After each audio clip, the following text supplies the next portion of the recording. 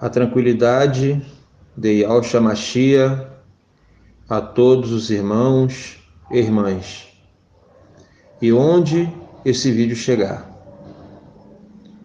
Primeiramente, peço a todos que antes de prosseguir com esse estudo, orem em espírito ao Eterno Yahweh, para que o Pai dê o entendimento espiritual e que esteja com a sua Bíblia em mãos para que possa acompanhar.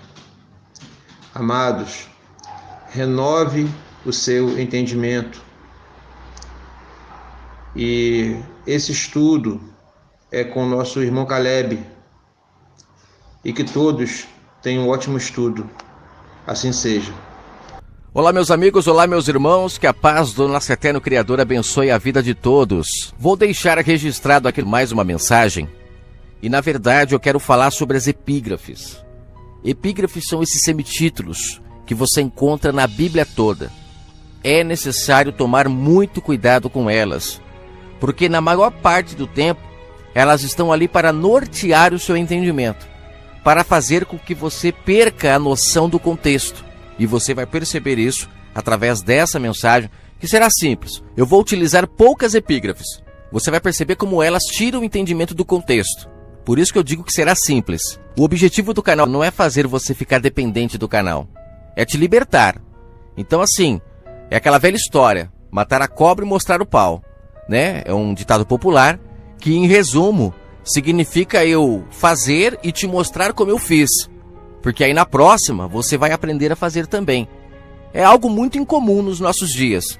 Geralmente as pessoas elas guardam os segredos para elas, para que elas possam ficar ali, né, o tempo todo tendo as pessoas atrás delas, para poder se alimentar delas, e com isso você fica principalmente bancando elas. Geralmente quem faz isso ela lucra. Quem não lucra não tem interesse nenhum em guardar segredos. Então eu vou passar para você algo interessantíssimo que já veio na minha mente há algum tempo, e eu tenho certeza que isso te ajudará a ler a palavra de forma mais descauterizada, tirando essas pedras de tropeço que o sistema colocou. Porque esses semitítulos, essas epígrafes, não está na escritura original.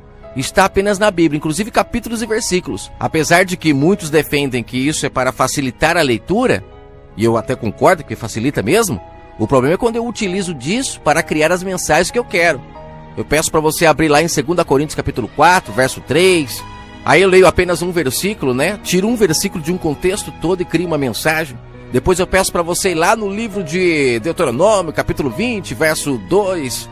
Tipo assim, eu vou fazendo aquela costura dentro da palavra, pegando verso aqui, verso ali, verso lá. E aí eu crio a mensagem que eu quiser. Eu posso criar um tema e criar a mensagem que eu quiser. Com isso você fica preso na minha mão, através dessa teia de aranha que eu criei, utilizando-se da palavra. Porque quando diz que está na Bíblia, todo mundo acredita que é Deus que está falando, né? A palavra dele pura, genuína, lida como ela está escrita, podemos dizer que é o Pai falando. E ainda tem que analisar quem é que está falando, porque tem muitos casos que não é o Pai que está falando. E as pessoas colocam como sendo ele. E principalmente quando se pega verso isolado. E isso na mão de pessoas maldosas, pessoas que têm interesse na sua lã, é uma ferramenta muito utilizada e muito bem utilizada. Eles sabem utilizar essas ferramentas. Então cuidado. Tem muitas vezes que nas escrituras alguém está falando e não é o Pai que está falando. Como por exemplo, na velha aliança, o Pai ele utilizava a boca dos profetas para falar. E vira e mexe, a gente vê alguém lendo passagens que não são os profetas falando na velha aliança e colocando ali como Deus falando. A dica é, tome cuidado, analise. Faça como os bereanos. Não está escrito que os bereanos eles conferiam tudo nas escrituras para ver se conferia com o que estava escrito quando eles ouviam alguém falando em nome do Pai? Pois é, faça o mesmo. E a passagem onde fala sobre os bereanos que conferiam tudo nas escrituras para ver se batia o que Paulo e Silas falavam, está em Atos 17, verso 11. Mas leia o capítulo todo. Então a partir de agora, vamos fazer como os bereanos. Quando alguém fala, abra a Bíblia em tal capítulo, verso tal, anota lá no cantinho, ouça a mensagem, quando chegar na sua casa, dá uma lida no contexto para ver se no contexto estava se dizendo aquilo que o líder falou. Você vai perceber que na maioria das vezes não estava se dizendo o que ele falou. Ele falou ali um versículo e o restante foi da mente dele. E se você comer daquela lavagem, você fermenta o seu entendimento. E cada vez vai ficando mais difícil de você sair desse fermento. dessa teia de aranha que esses homens criam. Inclusive o profeta Isaías, ele já falava na velha aliança que os homens se utilizavam de teias de aranha para escravizar as pessoas. Ou seja, olha só, eu vou ler aqui a passagem que Isaías falou sobre isso.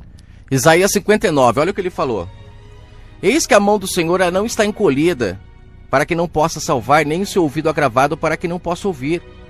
Mas as vossas mãos, elas estão cheias de iniquidade. Existe divisão entre vós e o vosso Deus, que são os vossos pecados. Eles encobrem o seu rosto, e por isso que ele não está ouvindo vocês. As vossas mãos estão contaminadas de sangue, os vossos dedos de iniquidade, os vossos lábios falam falsamente, a vossa língua pronuncia perversidade. Aí ele diz, no verso 4, ninguém há que clame por justiça, ninguém que compareça em juízo pela verdade. Você vê, aqui é o que o Messias falou lá em Mateus 6, né, que nós vamos ler daqui a pouquinho. Embora eu quero falar sobre epígrafe, mas lá em Mateus 6 o Messias fala de buscar o reino do Pai em primeiro lugar, né, e a sua justiça, que é o que aqui Isaías está falando que o povo não estava fazendo. E lá o Messias está falando a mesma coisa. Era para eles abandonarem tudo isso que Isaías estava falando aqui, ó, né? Estavam praticando iniquidade, falando falsamente, traindo um ao outro, agindo com maldade, não eram sinceros, ninguém falava de forma justa, estava todo mundo ali pensando só no seu umbigo, né? Então assim, aqui em Isaías está falando a mesma coisa que o Messias está falando lá, só que aqui ele está falando mais diretamente, o que as pessoas estavam fazendo. E lá o Messias ele dá, né, a ordenança, falando, gente, busquem o Pai em primeiro lugar para que não falte nada para vocês, né? Que é o que estava acontecendo. O povo estava reclamando aqui em Isaías que eles não estavam sendo ouvidos pelo Pai. Você pode perceber nos primeiros versos. E o Messias lá, ele fala, vocês não estão sendo ouvidos porque vocês não praticam a justiça, vocês não buscam o reino do Pai em primeiro lugar. E aqui Isaías fala a mesma coisa. Aí ele fala no verso 5, ó, vocês chocam ovos de basilisco e tecem teias de aranha. Aquele que comer dos ovos de vocês, eles morrem, né? E apertando esses ovos, acaba saindo uma víbora. As suas teias não prestam para as vestes, e elas não podem cobrir as suas obras. As suas obras são obras de iniquidade, obras de violência, né? As suas mãos estão cheias de violência. Os seus pés, eles correm para fazer o mal, se apressam para derramarem sangue inocente. Os seus pensamentos são pensamentos de iniquidade, de destruição, né? Então assim, ele fala... vocês não conhecem o caminho da paz. Não há juízo nos teus passos. As suas veredas são tortuosas. Vocês fizeram para si mesmos essas veredas. Todo aquele que anda por elas não tem conhecimento da paz. Ou seja, olha como que o profeta ele fala de forma clara aquilo que o Messias fala em Mateus 6. Só que aqui ele explica mais detalhadamente, né? E lá o Messias fala, se vocês buscarem o reino do Pai e sua justiça, ou seja, vocês fizerem aqui o que o profeta está falando, e abandonarem essas teias de aranhas de vocês, teias de aranhas que foram criadas pelas cobras, por isso que o Messias chamava eles de cobras, né? Aqueles líderes da época. Eram cobras, eram víboras. Por quê? Porque eles criavam essas teias de aranha para o povo, né? Chocavam esses ovos. E cada pessoa que nascia, né? Que seguia eles, que começava a nascer ali, e quando eu falo nascer, nascer pro sistema da época, elas estavam contaminadas com o fermento desses homens que criavam caminhos, estradas que não eram caminhos de paz, né? E nisso o povo ficava debaixo de obras, debaixo de tradições, debaixo de regras, e com isso não buscavam o Pai de verdade. E buscar ao Pai é ser justo, honesto, íntegro. É isso que o Pai quer de nós. Só que o sistema coloca muitas obras, muitas práticas religiosas para tentar encobrir. E aí as suas obras, né? Elas não são cobertas 100%. As suas obras de maldade, essas teias que o sistema coloca, essas tradições, essas regras, essas liturgias, né? É culto de Santa Ceia, culto da mocidade, culto dos irmãos, é a ceia física com pãozinho, com um vinhozinho, é a água física. São todas práticas que não cobrem as obras. Elas foram utilizadas, como eu já gravei em vários áudios, foram utilizadas pelo Messias muitas dessas práticas, porque aquele povo era carnal. Aquele povo precisava ver para crer, então ele pegava o vinho, ele pegava o pão, ele pegava a água, que eram exemplos físicos, eram maneiras do povo entender. Mas, de fato, o batismo que tirava o pecado das pessoas era o batismo espiritual, o batismo da mente. Eram as palavras do Messias que limpava a mente daquelas pessoas. Mas se você ficar preso numa água física, tente jogar ela dentro da sua mente, ela não entra. O que entra dentro da sua mente é a palavra espiritual. Então esse é o batismo, sabe? O pão é a palavra. Só que as pessoas não estão querendo isso. Elas preferem ficar com as suas obras más, muitas delas, né? E se vestindo dessas vestes, que é essa teia que Isaías fala que são práticas religiosas, que de fato não cobrem o mal que elas fazem. Por isso que Paulo chega a falar em suas cartas que os sacrifícios, as práticas que o povo fazia na velha aliança, de maneira alguma perdoava pecados deles. De maneira alguma perdoava. O Pai tolerou aquelas práticas até a vinda do Messias para pôr fim àquilo e as pessoas agora puderem praticar as obras verdadeiras, obras de justiças, obras vivas e não obras mortas. Tá? Aí você fala, irmão, mas o que tem a ver isso com as epígrafes? Tudo, gente. Por quê? A Bíblia Sagrada, ela é a palavra do Pai, que eles compilaram, que eles trouxeram das Escrituras para este livro. E nós, quando lemos ela, temos que ler ela de forma descontaminada. Por quê? Porque se você ler ela não entendendo os contextos, você ficará preso nas teias de aranha de quem compilou esse livro. Porque, gente, o Messias ele veio nos libertar para buscarmos o Pai em Espírito. Pensa comigo. Aí os homens vão lá e compilam a Bíblia. Eles pegam a passagem da Velha Aliança, ou seja, a história da Velha Aliança, e colocam em um livro junto com a história da Nova Aliança. Aí com isso você tem um conhecimento das duas histórias. Quando você tem um conhecimento é uma coisa, mas quando você começa a praticar coisas da Velha Aliança, você então está remendando pano novo em veste velha. Ou, como no caso eu já gravei um áudio no canal explicando que nós estamos agora no pano novo, que é a graça, e você praticar obras da Velha Aliança, você está trazendo o pano velho para o novo, né? Ou você fica no pano novo ou você fica no pano velho. Não dá para remendar as duas coisas. E é muito difícil você descosturar da mente de uma pessoa práticas que ela está fazendo, acreditando estar certa, por estar fermentado através dessa teia de aranha que se criaram, né? E nesse livro dá para a gente perceber essa teia de aranha de forma muito clara. Uma delas é o Novo Testamento, começando no nascimento do Messias. Já gravei um áudio sobre isso no canal. Você entendendo que a graça ela se inicia após o madeiro, muda tudo. Você vai perceber que tudo o que o Messias praticou enquanto estava vivo, ele estava cumprindo a lei, como ele deixa claro em Mateus 5. Não estou abolindo a lei, estou cumprindo. Ele estava cumprindo a lei. Ele estava praticando ela para poder nos isentar agora daquelas práticas físicas que as pessoas precisavam fazer, como levar cordeiro para perdoar o seu pecado, quando na verdade eles tinham que se consertar um com os outros. Olha aí o que o profeta Isaías falou. Essas práticas que eles tinham, eles achavam que perdoava o pecado deles, mas na verdade não perdoava. O Messias veio abolir tudo isso daí para agora as pessoas se consertarem de fato com o seu próximo. Então ele veio abolir essas práticas, essas obras mortas, para praticarmos agora as obras corretas. E tem gente que até hoje, ela vai para o templo pedir perdão para o Messias dos seus pecados, não entendendo que agora nós temos que pedir perdão para quem nós erramos, pedir perdão para quem nós prejudicamos. Foi isso que ele veio nos ensinar. Só que aí você vai lá pedir perdão no templo para ele porque você está fermentado ainda com práticas da velha aliança. Se ele hoje estivesse aqui e pudesse falar para as pessoas: por que vocês estão indo para o templo pedir perdão se eu ensinei vocês a se consertarem uns com os outros? Por que vocês estão indo levar lá o cordeiro até hoje no templo? Porque na verdade as pessoas vão para o templo a pedir perdão para ele porque ele é o cordeiro. Ele é o cordeiro que tira o pecado do mundo, mas o tirar o pecado do mundo é você praticar o que ele ensinou. É você fechar as brechas. Mas as pessoas elas preferem ir lá, pedir perdão para ele, porque é mais cômodo. É como antigamente. O cara preferia muito mais ir lá pegar um animal e matar o animal e continuar fazendo as suas coisas erradas do que se consertar, né? O pai quer obediência, ele não quer sacrifício.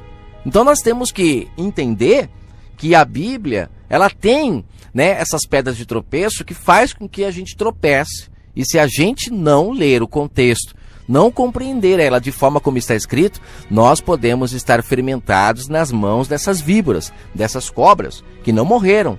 Estão até hoje aí fermentando a muitos. Cego guiando cego. Desde aquela época existiam cegos guiando cegos. E nada mudou. Mataram o Messias, como está escrito em Marcos 12, né? Colocaram ele no madeiro, expuseram ele ali como um troféu, né? Calamos ele. E o povo depois ficou na mão desses mesmos homens. E ainda eles pegaram a herança dele, como o Messias deixou claro em Marcos 12, né? E adaptaram ao ídolo da época que eles adoravam. Para isso você precisa procurar na história para entender. E hoje nós estamos aí. O povo continua praticando as obras da velha aliança, indo para templo, pedir perdão, tendo sacerdote até hoje, ouvindo alguém falar em nome de Deus, quando na verdade o Pai, na nova aliança, o Messias deixou claro que ele falaria conosco diretamente. E na passagem que eu vou ler aqui de Mateus 6, ele deixa isso claro. Quer falar com o Pai? Não fica mais em pé se expondo. Vai pro seu quarto, vai pro seu íntimo, que quarto é lugar de intimidade, como eu já falei várias vezes. É lugar de encontro entre a esposa e o esposo, de relação, né? Vai lá, fala com ele, ele vem em secreto, te responderá, sabe? Então assim, o Messias ele veio trazer a graça, ele estava trazendo ela para aquele povo. Mas infelizmente aquele povo não aceitava, por quê? Porque eles eram pano velho, eles eram odre velho, não aceitavam o vinho novo. O vinho novo o Messias estava trazendo.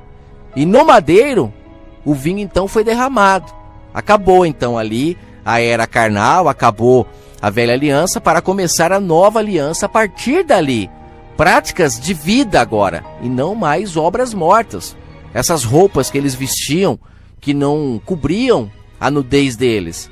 O Pai queria que eles praticassem obras vivas, porque isso cobria a nudez, fechava a brecha. Você foi lá, prejudicou alguém, vendeu mais do que é devido, né? Fez coisas erradas, você vai lá então e se conserta. E isso fecha a brecha. Isso é de fato você estar batizado na verdade do nosso Pai.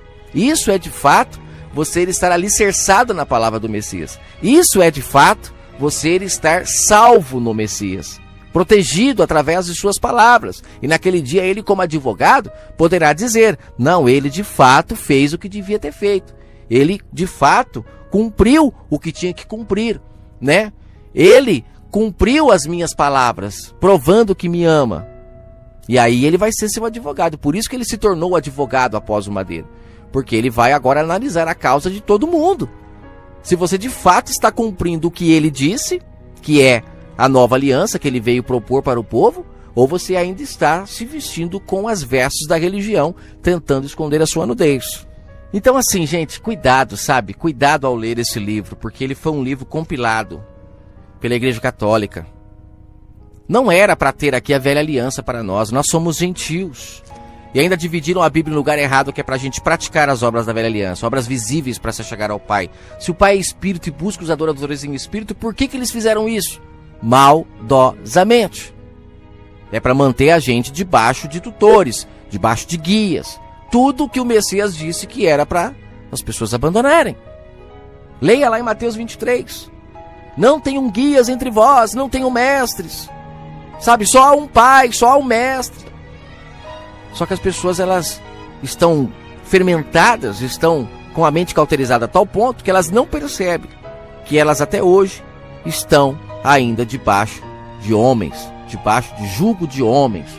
E não precisa disso, porque na nova aliança, e principalmente nós como gentios, nós temos que buscar o Pai em espírito e em verdade. Essa é a busca que o Pai aguarda de nós, que é o que Isaías falou no capítulo 59.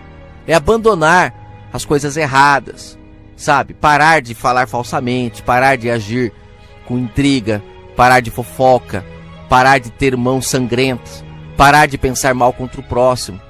Quando você faz isso, você então está buscando o reino do Pai em primeiro lugar.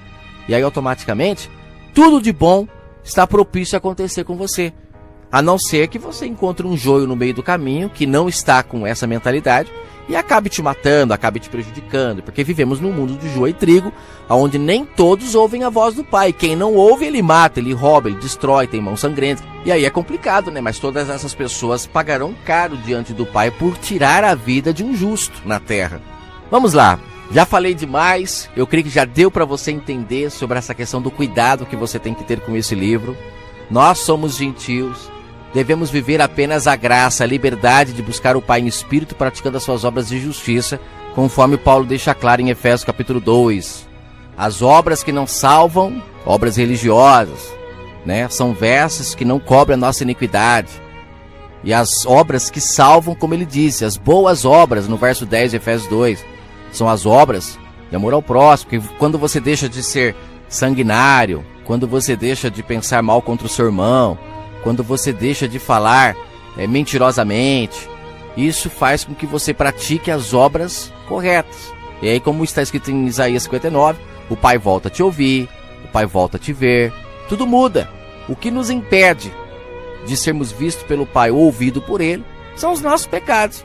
Quando deixamos os pecados e praticamos as obras vivas, que foi o que o Messias nos ensinou, que isso é ser batizado nele, isso é crer nele, aí sim você encontra a vida eterna, a paz tão prometida pelo nosso grande Messias. Então vamos lá. No livro de Mateus 6, ele já começa aqui com a epígrafe: Jesus ensina sobre ajudar o necessitado. O que, na verdade, você precisa ler antes para ver se ele já não vem vindo de outra história que culmina no fato de ele falar sobre ajudar o necessitado e a maneira como ajudar. Se você analisar com calma, você vai perceber que o Messias o tempo todo ele está trazendo vinho novo. Ele está fazendo com que as pessoas deixem de praticar as coisas fisicamente e as pratiquem de forma espiritual. Tanto é que um pouco antes, olha como o capítulo e versículo tira o entendimento das pessoas. Um pouco antes, aqui no capítulo 5, ele fala sobre o divórcio. E o sistema religioso, como eles têm essas epígrafes aqui, ó, por exemplo, fala aqui, ó, no verso 31 do capítulo 5. Jesus ensina sobre o divórcio. Aqui você pensa que ele está dando uma dica sobre, né, o divórcio. E na verdade, se você ler o contexto, ele está dizendo para aquele povo que eles estavam adúlteros. Eles estavam praticando tudo de forma errada que o pai ensinou. Imagina só, o pai é o marido. Ele ensinou você a agir de X forma. Você vai lá e está agindo totalmente ao contrário. Está seguindo os líderes lá da época, os homens que estavam fermentando a palavra do pai. O pai estava traído.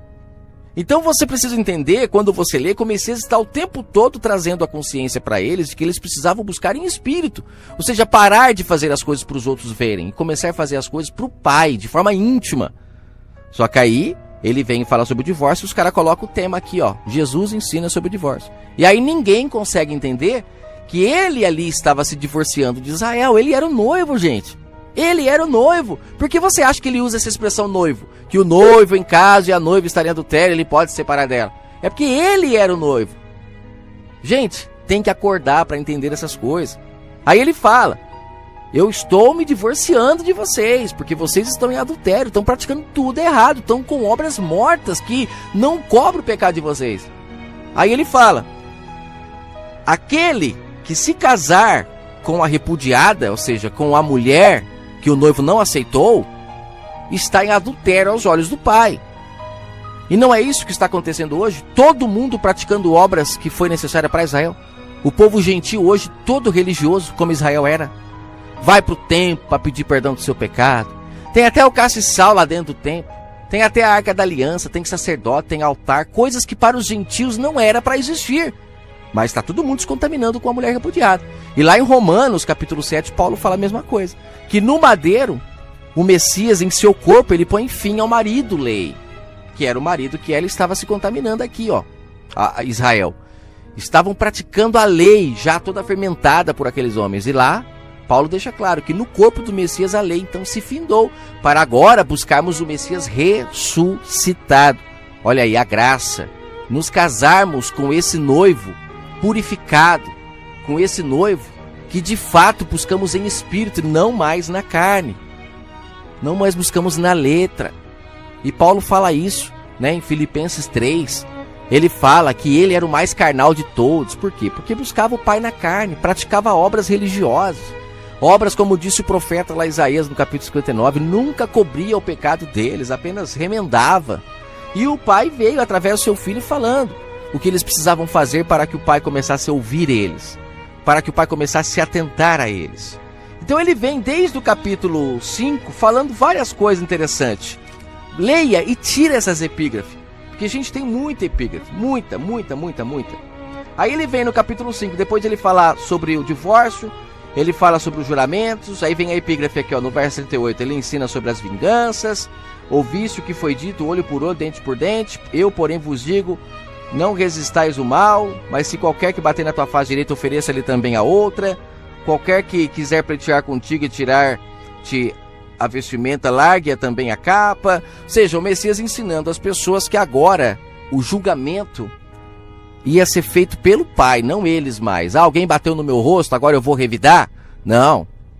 Vire a face, deixa a pessoa bater na outra face. Esses são os discípulos do Messias. E aí o Pai é que julgará. Ele vai tirar do meio do trigo o joio. Deixe na mão dele. Coisa que na velha aliança isso não acontecia. Eles revidavam, eles não estavam nem aí, porque depois ia lá, comprava o cordeiro, ficava tudo certo.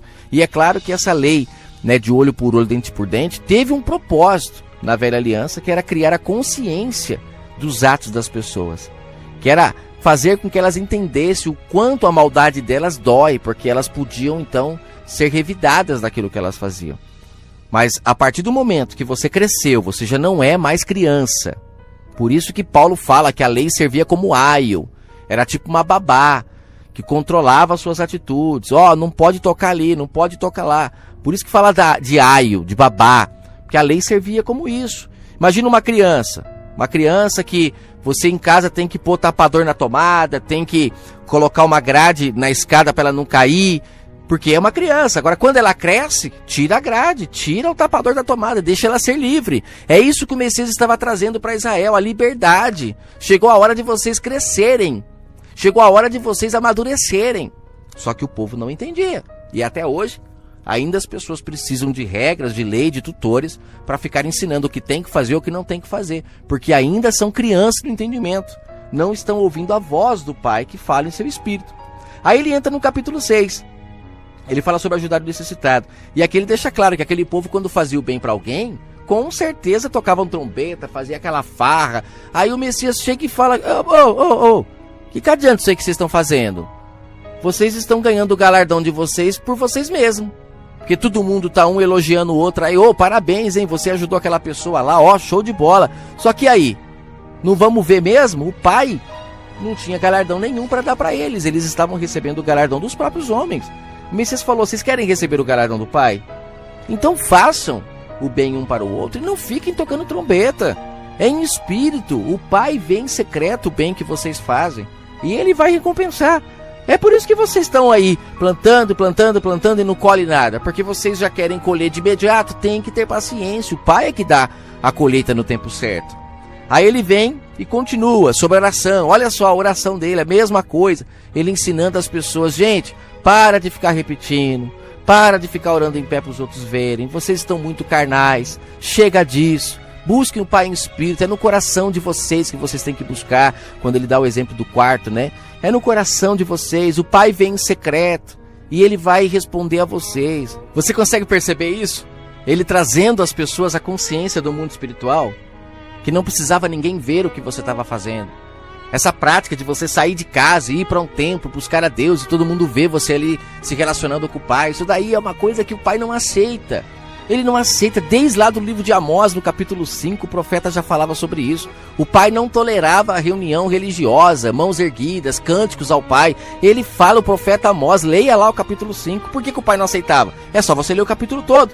Porque o povo saía de lá e não mudava suas práticas. O povo saía de lá e continuava sendo desonesto, continuava falando mal um do outro, continuava fofocando, continuava roubando o seu próximo, continuava com maldade no seu entendimento para com o próximo. O Pai falou: que adianta essas práticas que vocês estão fazendo? Canta, reunião religiosa, um monte de coisa. Mas quando vocês saem dessas reuniões, vocês não mudam, vocês são iguais aos outros. Um tem muito, o outro não tem nada, ninguém pensa em ninguém, tá cada um pensando só no seu próprio umbigo. É o que Isaías falou no capítulo 59. É uma roupa que não veste a iniquidade, entendeu? Essas práticas que vocês fazem não cobrem os erros que vocês cometem. O Pai só vai passar a aceitar vocês quando vocês pararem de praticar isso. É obediência, não é sacrifício. Sabe? O sacrifício do Messias, quando a gente crê no sacrifício dele, é porque ele de fato se entregou por nós para acabar com toda aquela prática religiosa, aquelas obras mortas que não se chegavam ao Pai nunca. Ele pôs fim àquilo, então tenha ele como realmente o salvador de sua vida. E agora pratique o que ele ensinou. E olha aqui, o que ele ensinou aqui no capítulo 6, quando ele fala da oração, né? Entra no teu aposento, no verso 6, fala em secreto, não useis de repetição, o Pai sabe o que você vai pedir antes de você pedir, para de imaginar que ele é humano, né? Ele é onipresente, onipotente, onisciente. Aí ele falando com aquele povo, aí ele fala sobre a oração, modelo, né? Que eles deveriam fazer se quisessem orar. Em vez de ficar nas esquinas, isso para aquele povo. A oração que ele ensinou para aquele povo não é a mesma para nós, gente. Nós temos que entender que nós somos gentios. Fomos enxertados na videira depois do madeiro. Porque aqui, se você perceber a maneira como ele ensina a oração, é anticruz. É antes da cruz. Olha como ele fala: venha o teu reino. né? Ele fala, Pai nosso que estás no céu, santificado seja o teu nome. Tanto é que lá em João 17 ele fala que ele veio trazer o nome do Pai para o povo, porque o povo estava contaminado com muitos ídolos, e ele veio trazer o nome do Pai para o povo. Por isso que ele fala, o seu nome é santo, né? Aí ele fala, venha o teu reino, ó Pai. O reino dele, gente, na cruz já veio. No madeiro já veio. É quando o reino dele vem que os lavradores perdem o seu poder, que ele então se divorcia da Israel física. É quando o reino dele vem que de fato ele tira a mordomia dos líderes religiosos daquela época, como ele deixou claro em Lucas 16. E lá ele deixa claro que o Pai iria tirar a mordomia daqueles homens, a não ser aqueles que se arrependessem e tirassem o peso das costas das pessoas, os fardos. Esses poderiam ser aceitos pelo Pai, mas os que não aceitassem, eles iriam ser desapossados da mordomia. Lá o Messias deixou claro em Lucas 16. Aí eles riram dele, mas muitos ali, né, com certeza abandonaram as suas práticas de colocar fardos sobre as pessoas. E o Messias, inclusive, uma outra coisa que eu quero falar, quando ele fala, vinde a mim, todos vós que estáis cansados e oprimidos, e eu vos aliviarei, ele estava falando isso para quem, gente? Nós somos gentios. Ele estava falando isso para o povo de Israel, que estava carregando fardos pesadíssimos por causa daqueles líderes. Ele mesmo chega a dizer para os líderes, vocês colocam fardos sobre as pessoas que nem vocês conseguem carregar. Leia, eu vou pegar aqui onde está escrito para você ler, para você ver que eu não estou mentindo, gente. Mateus 23. Vocês colocam fardos tão pesados sobre a vida das pessoas que nem vocês conseguiriam carregar os fardos que vocês colocam sobre elas. Olha aí, Mateus 23. O Messias falando com os líderes da época. Não é conosco, os gentios. Então vamos lá, voltando. Verso 10. Venha o teu reino. Como eu já falei, o reino já veio. Inclusive lá em Lucas, o Messias fala, né? Muitos verão eu vindo em meu reino, né? O Messias ele já veio. O problema é que o povo procura o Messias carnal, né? O povo está esperando o Messias carnal. E ele disse que voltaria, mas voltaria no seu corpo glorificado. Paulo fala isso em Romanos 7, o Messias ressuscitado. E as pessoas estão buscando ainda o Messias na carne. Esse que é o problema. Por isso que a religião domina o mundo, né? O povo fica indo para templo porque o Messias ia, o povo fala, não, mas ele disse isso, disse aquilo outro, e o povo não separa para quem ele estava dizendo, como aqui, por exemplo, a oração dele. Aí ele fala, seja feita a tua vontade, tanto na terra como no céu, né? O pão nosso de cada dia nos dai hoje, o Messias era o pão, mas eles não compreendiam isso. Perdoa as nossas dívidas, como nós temos perdoado os nossos devedores. Aqui está o segredo para o perdão do pecado, que ele deixou para aquele povo e que serve para toda a humanidade. Você ficar indo sacrificar, ficar indo pedir perdão, ele falou, isso são vestes que não cobrem o seu pecado. Agora você ir lá e se consertar, como Paulo disse, confessai as vossas culpas uns aos outros, vai lá e se conserta, né? Lá em Mateus 18, se eu não me engano, o Messias fala, se tiveres em dívida com teu irmão, vai lá e faça as pazes, né? Vai lá, faça as pazes, chama uma testemunha, que onde tiver 2 ou 3 reunidos em meu nome, eu estou, na reconciliação, na paz, no amor. É aí que ele está. O Pai é Espírito. Não é dentro de uma reunião religiosa, onde as pessoas ficam ali costurando os vestes que nunca cobrem a iniquidade delas. Aí ele fala, depois tem a epígrafe do jejum, né? Jejum aqui, ó, práticas físicas que aquele povo fazia, e ficava todo mundo com aquela cara cheia de remela, achando que fazendo assim, né, eles estavam em melhor situação. E o Messias tem uma outra passagem que ele fala, né, que quando perguntam para ele, por que os seus discípulos não jejuam? E ele fala, quem tem o noivo não precisa jejuar. Então você percebe que o jejum do Pai é o jejum das palavras fermentadas, sabe? O Messias sendo o pão vivo, então eles não podiam jejuar, porque a noiva estava ali dando pão puro para eles. Por que eles iam jejuar de fermentos? Eles não estavam comendo de fermentos. Mas agora quando o Messias saísse, inclusive no texto ele fala, quando eu não estiver mais entre vós, aí eles voltarão a jejuar. Você que conhece essa passagem, se não, pesquise sobre ela. Vai lá, pesquisa na Bíblia, quando criticaram os discípulos do Messias porque eles não jejuavam, e ele fala, eles têm um noivo, para que vão jejuar? Para você entender que eles estavam jejuando das palavras fermentadas da Babilônia, porque era isso que contaminava o espiritual deles. É por isso que o Messias foi para o deserto, foi jejuar, comer só do pão que vinha da boca do Pai. Por que da boca do Pai? Porque ele não queria comer do pão que vinha da boca daqueles homens, que estava tudo fermentado. Então ele foi jejuar da Babilônia, que é isso que contamina o nosso espírito. Aí ele vem, continuando, outra epígrafe, Jesus ensina sobre o dinheiro. Olha aqui, ele fala, não ajuntais tesouro na terra, onde a traça e a ferrugem tudo consome, onde ladrão minam e roubam. Ajuntai tesouro no céu, onde nem traça nem ferrugem consome, onde ladrões não minam e nem roubam. Olha que forte que é isso daqui. Ele fala sobre a questão de não ajuntar tesouros na terra, né? Ajuntar tesouros no céu. Só que aí logo depois, no verso 25, tem outra epígrafe. Jesus ensina sobre a ansiedade. Aí se você ler aqui, principalmente no verso 33, que é muito utilizado pelo sistema, eles falam que se você buscar o reino do Pai em primeiro lugar, as demais coisas vos serão acrescentadas. Aí essas demais coisas, o pessoal já pensa em carro, casa, em um monte de coisa. Que lá, no verso 19, ele disse que não era isso. Que isso é acumular tesouros na terra. Percebe como que a epígrafe norteia o nosso entendimento? Quando você lê a partir do verso 25, parece que não está junto com o verso 19, a partir do 19. Mas está. Do 19 até o 24 tem tudo a ver com o restante. Do 19 para trás também. Você não pode se basear por essas epígrafes. Então assim, quando ele fala que buscar o reino do Pai e a justiça faz com que ele nos dê algumas coisas, não são todas, algumas, no contexto é que ele fala de comida, ele fala de bebida e vestimenta. Só que o sistema insiste em dizer as demais coisas. E aí o povo fica achando que é carro, que é casa, que é iate, que é mulher. E na verdade não, gente. Na verdade ele se refere às coisas básicas da vida. Quando você planta o bem no próximo, nunca te faltará essas coisas. Porque investir no reino do Pai é investir na mente do próximo, no bem ao próximo. Isso faz com que sempre que você precise, você tenha mãos estendidas para te ajudar. Eu vou ficar por aqui para não me estender muito, mas espero ter te ajudado. Cuidado com as epígrafes, cuidado com os títulos, né, colocados maldosamente nesse livro. Cuidado com os capítulos, versículos. Teriam muitos outros para explicar, como o caso da viúva pobre, que eles colocam lá a oferta da viúva pobre, né? Inclusive eles colocam o capítulo começando ali, como se ali começasse uma nova história. A história da viúva pobre, ela não começa ali, ela começa versos antes. Dê uma lida na sua Bíblia, para aí o que está fazendo e vai lá, para você ver que eles colocaram um capítulo e um versículo, um capítulo e um semitítulo para tirar o seu entendimento. Ele vem falando da viúva que era extorquida, que era roubada pelos líderes, e depois ele começa a oferta da viúva pobre. Dá a impressão que ele está elogiando a viúva ali por estar ofertando. E na verdade ele está criticando essa atitude dela porque ela estava enganada. Ali está a prova de que ele estava sendo enganada. Por isso que ele estava lhe dando tudo que ela tinha. Ele acabou de dizer que os líderes enganavam elas com falsas orações, tirava tudo que elas tinham, e elas iam dar na onde? Lá no templo, onde os líderes estavam. Então você percebe que a epígrafe tira todo o entendimento.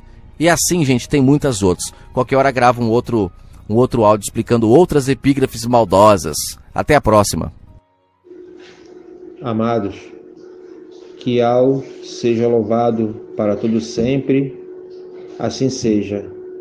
E Al os abençoe plenamente. Assim seja.